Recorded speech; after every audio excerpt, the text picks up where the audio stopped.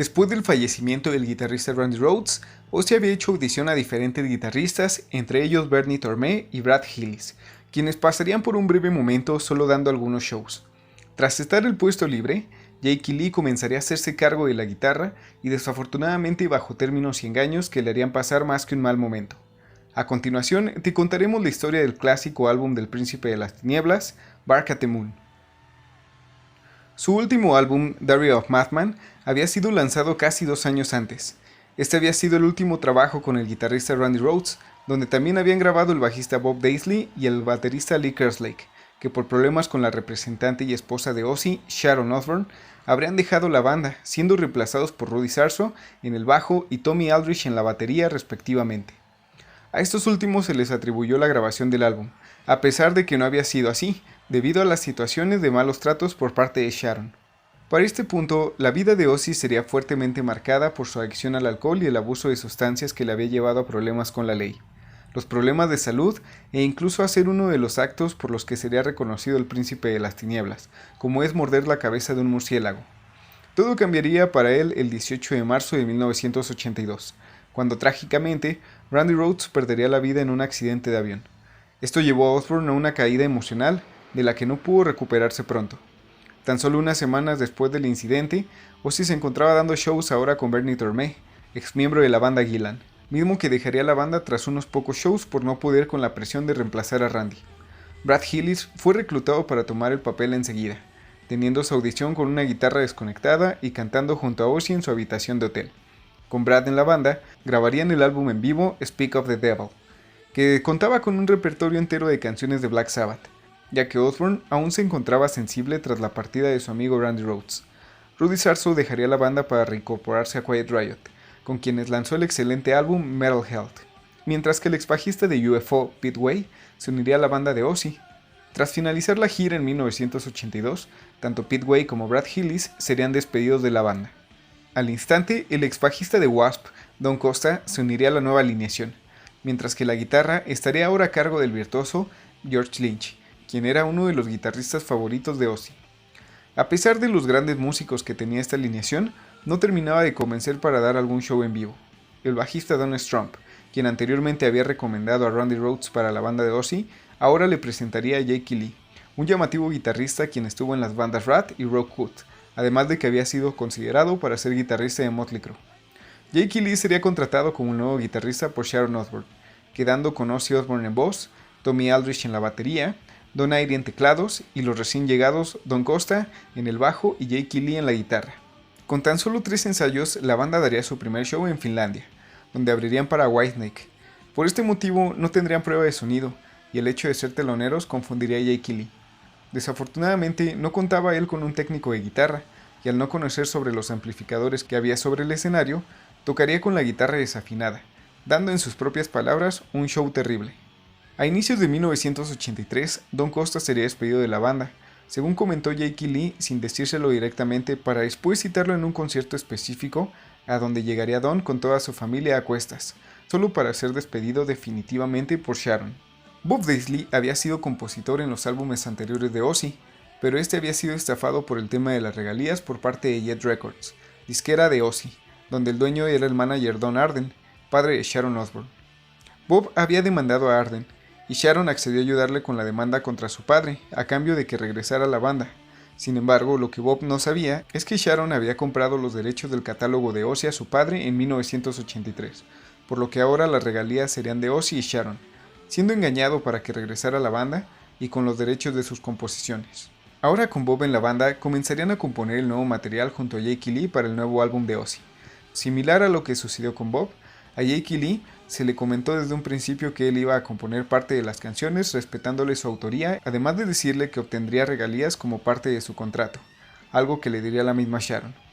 Una vez que comenzaron las grabaciones del álbum en Rich Farm en medio de Escocia, dentro de una granja en un campo de cultivo, Jake Lee, al estar por su cuenta, sin abogado y sin manager, tras terminar de grabar las guitarras le darían un contrato donde aceptaba ceder sus composiciones a Ozzy Osbourne. Al confrontar a Sharon por no ser lo que se le prometió, esta solo contestaría, no, no lo es, amenazando con despedirlo y traer otro guitarrista para que grabe sus partes, además de incluir en una cláusula donde Lee no podía comentar nada de eso públicamente. Desafortunadamente, Jake Lee tuvo que firmar el contrato para poder continuar.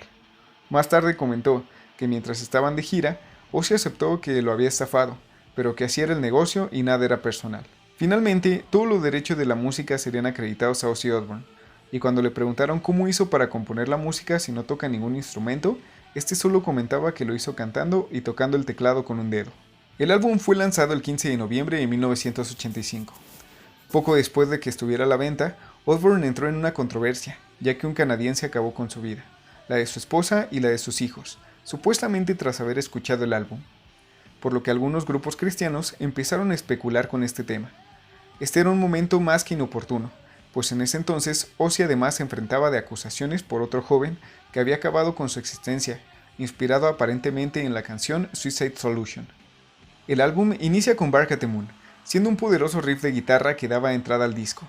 Cuando Jake Lee comenzó a componer este tema, Ozzy le comentó que se iba a llamar Bark at the Moon, pues él ya tenía el título del álbum nuevo, contando además que tuvo la idea de que fuera el tema que diera el inicio al álbum, contando además con su propio videoclip, convirtiéndose en uno de los mayores éxitos de la carrera de Ozzy. Este sería el primer single que adicional contaba con la canción One Up the B-Side como lado B del single. You Are Not Different es el siguiente tema, una balada que habla acerca de las personas que juzgan sin conocer, una letra excelente, muy bien acompañada por los teclados de Don Irie y los bajos de Bob Daisley.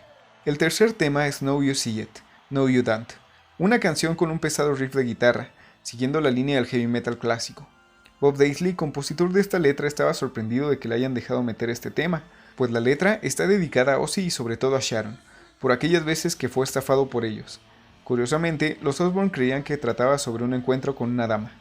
Si hay alguna canción que describe a Ozzy en este álbum, esta es Rock and Roll Rebel, una pieza dedicada a todos aquellos que tachaban a Ozzy de satánico y enfermo, principalmente hacia aquellos que lo culpaban por el joven que había acabado con su existencia poco tiempo antes, y que había llevado un juicio a Ozzy Osbourne.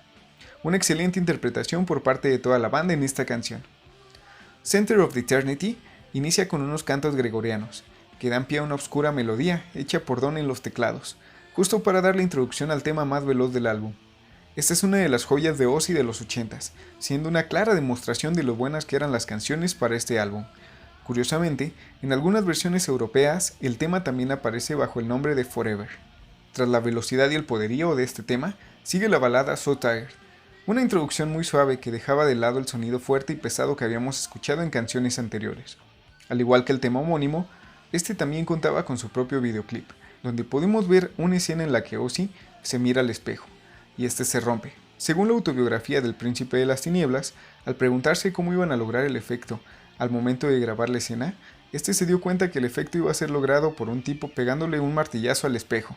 Así que Ozzy terminó cortado y lleno de vidrios, pero en realidad no sintió gran cosa, porque este estaba intoxicado. Este tema fue el segundo single en ser lanzado, algo que no fue muy bien recibido por los fanáticos.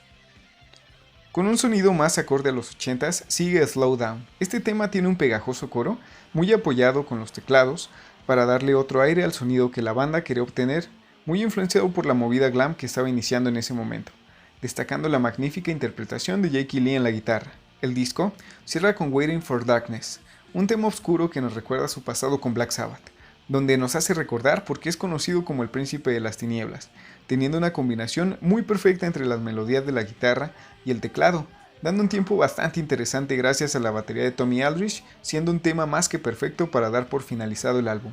Después de la grabación del álbum, el baterista Tommy Aldridge sería despedido y reemplazado por Carmine Appice, un veterano baterista que había tocado con Vanilla Fudge, Cactus y Rod Stewart.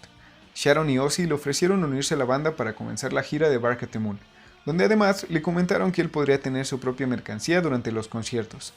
Rápidamente subiría al jet privado de los Osbourne, que se dirigía hacia Londres para comenzar a grabar los videoclips para el álbum, quedando Ozzy Osbourne en la voz, Bob Daisley en el bajo, Don Irie en teclados, Jake Lee en la guitarra y Carmine Appice en la batería. Los primeros shows serían en Europa, siendo el concierto de Dortmund un excelente registro del poder que tenía esta alineación en vivo. La magnífica ejecución de Carmine estaba comenzando a llamar la atención de la prensa, quienes no paraban de alabar su manera de tocar. Sharon no quería que nadie más que Ozzy tuviera protagonismo en la banda, así que comenzaría a sabotear los conciertos, apagando los micrófonos de la batería o haciendo pasar dificultades técnicas a Carmine. Cuando este preguntó a Bob que si Sharon había tenido algo que ver con esto, Bob le contestó que sí, Esta era su manera de vengarse. Tras un par de semanas, hicieron un show en Dallas, Texas, donde Carmine notó que Tommy Aldridge estaba en el backstage. Al día siguiente tocaron en Houston, dando una excelente presentación donde recuerda que todo el mundo los felicitó, incluido el mismo Ozzy.